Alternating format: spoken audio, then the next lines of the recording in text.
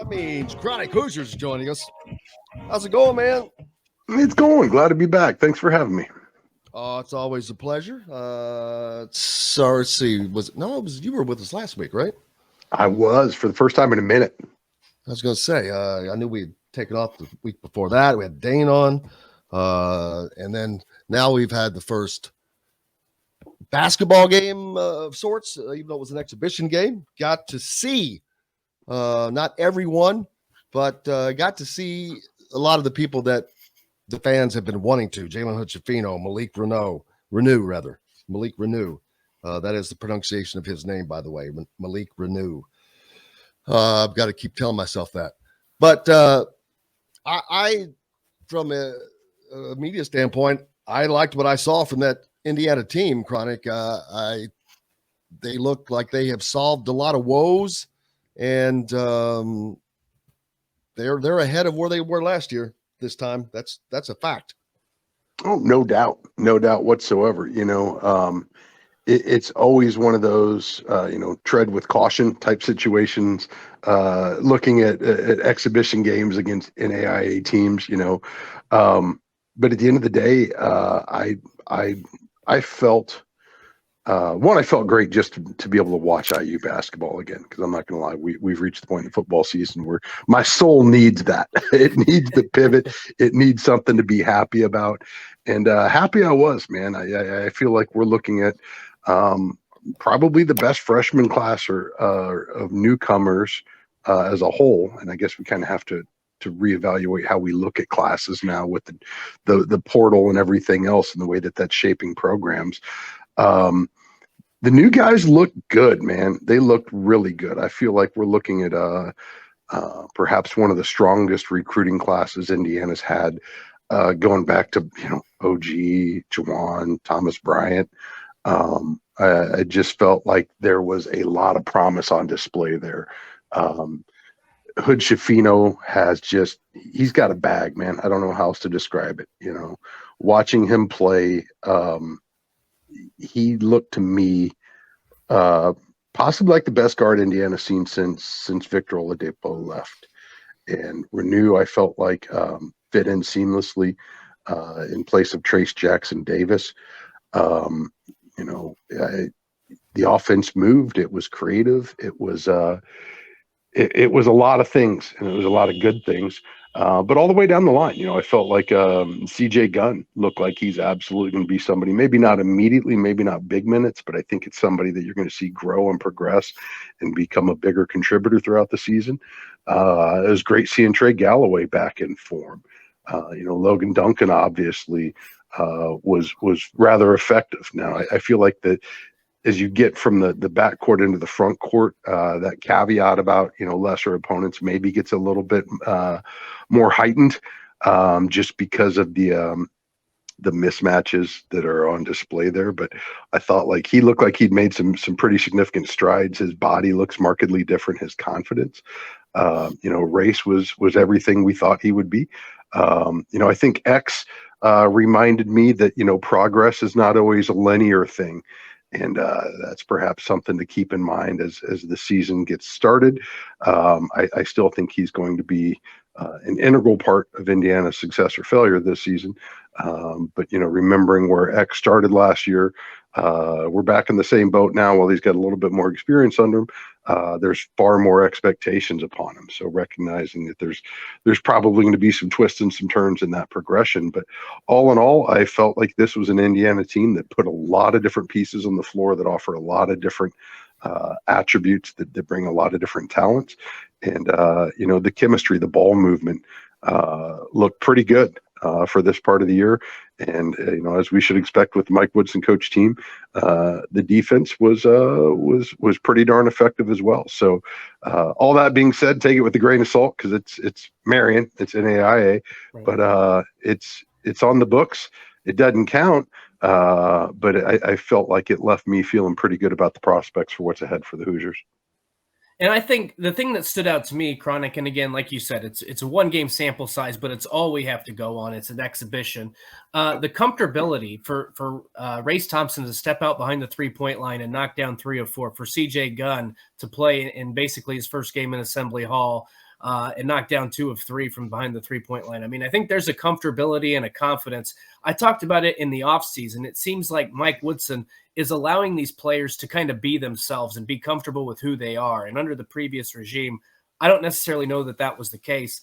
And I think it's translated to some confidence on the court. Now, that's not to say they can't have a bad game here or there or have some struggling nights shooting the basketball. But I think what you saw was a team that is very comfortable in their own skin, per se. And I think that confidence now is translating to the basketball court. At least it did in that first exhibition.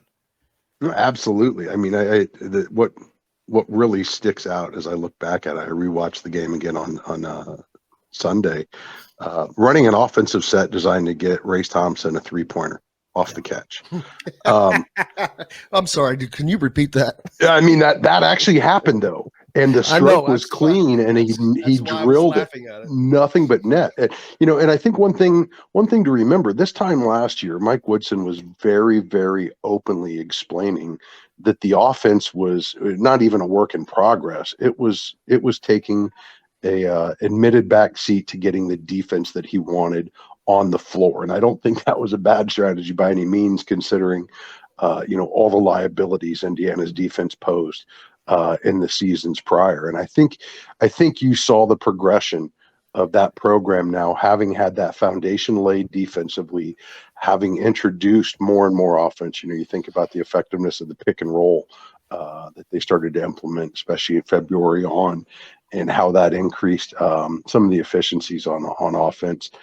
Fast forward now, after having another offseason under their belt, what he's made mention of, he's got to get the freshmen up to speed on the defensive end first and foremost. And I continue to think that that's going to be largely a determining factor on who's getting what minutes based on who's able to do what he's expected of or expects of them on the defensive end, but then enabling them to start growing and flourishing more on the offensive side. And, along those lines, looking at specifically Renew and Fino, you can see the difference 5-star recruits make. Those guys look so comfortable operating in this more pro style offense that we're seeing now. And I think that speaks testaments to just how far the program's traveled in honestly a really, really short period of time under Woodson.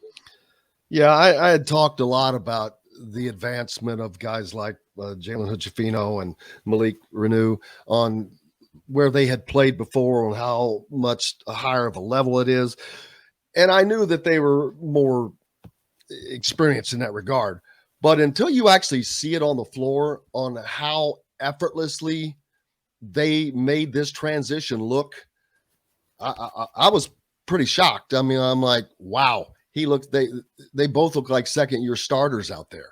And to be that comfortable in your first big-time D1 game and in the environment that, even though it was against Marian, it's still in Assembly Hall. You still got the banners up. You're still wearing that Indiana jersey for the first time. I colored me impressed by what I saw. CJ Gunn, another one.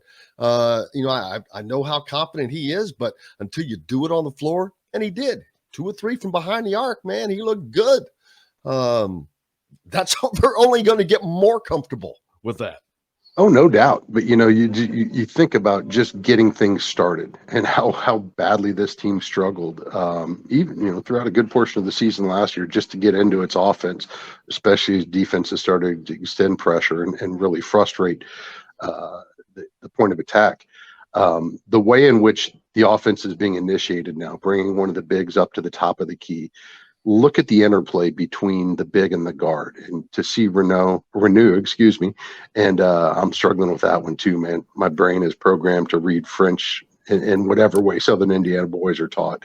But nevertheless, the interplay between those two, the way that they're able to play in space together, to get each other free, to get the ball where the ball needs to go. It seems so effortless in practice because it has been. They've been doing this for years together now, and it's just a multiplier effect when you put them on the same roster at the college level, with only room to go upwards from here, obviously. But it was a marked improvement from what we've seen even just last year. but you can't understate how important it is to have guys that are, I'm not going to say they're plug and play yet, because let's not forget, these are freshmen.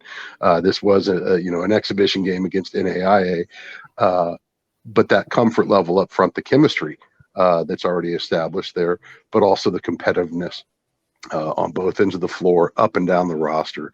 I just feel like it portends good things for Indiana down the road this year.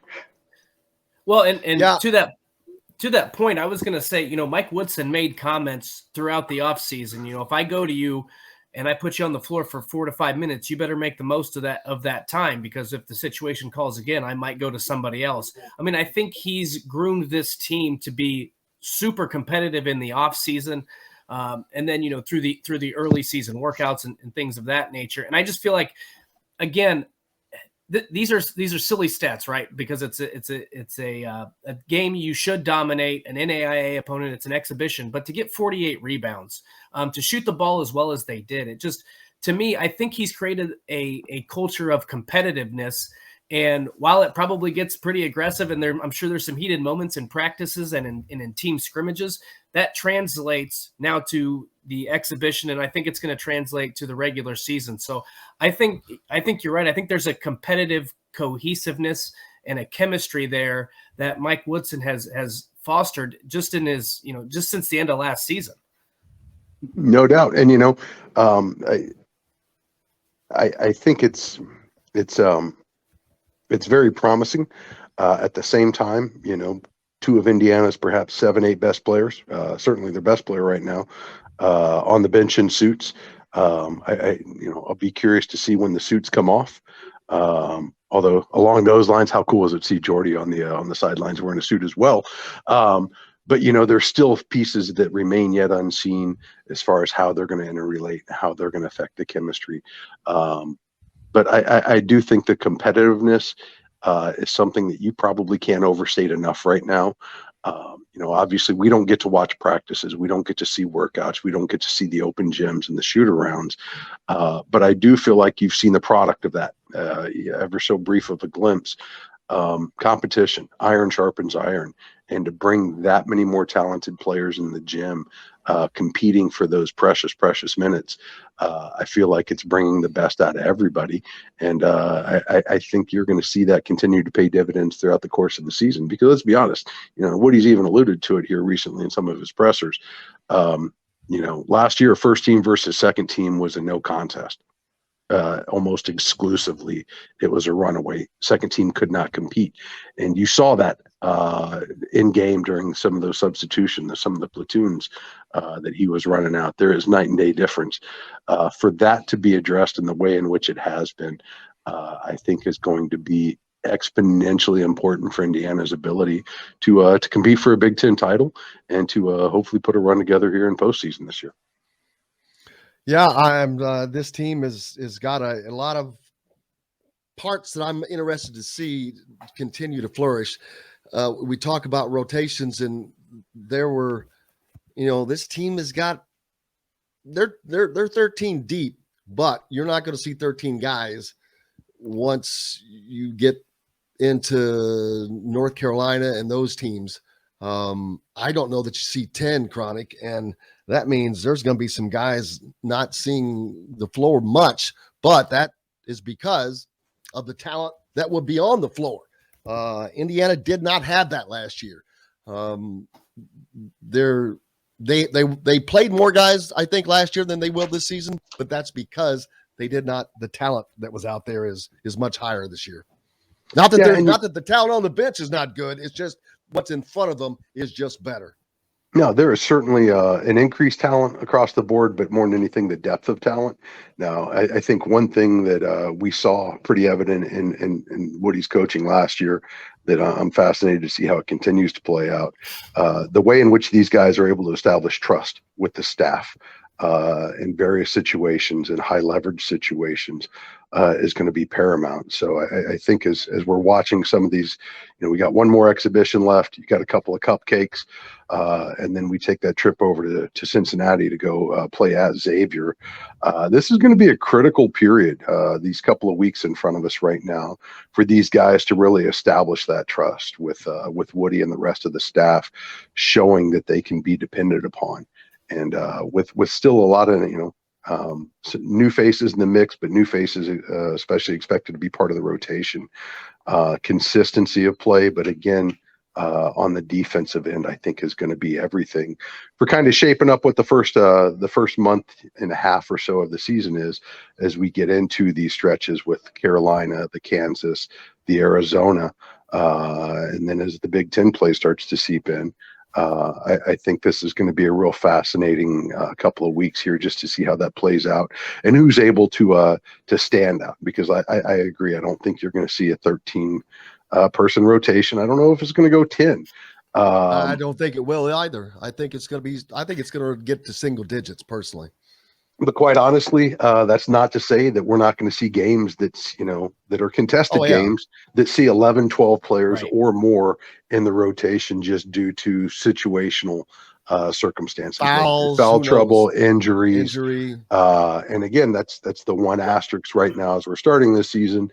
You got two pretty important pieces that weren't able to go, and whether that's precautionary, whether this is something that's a little bit more than that, remains to be seen. And then, along those lines, how long it holds them out, how long until they're able to get back up to speed. Because make no mistake, for all the work they put in up to this point, these weeks are absolutely crucial in getting guys ready, both mentally as well as physically, for what lies ahead. So the quicker that they can get back out, able to go in full contact up and down, the quicker we're going to see exactly what this team ceiling is going to be this season.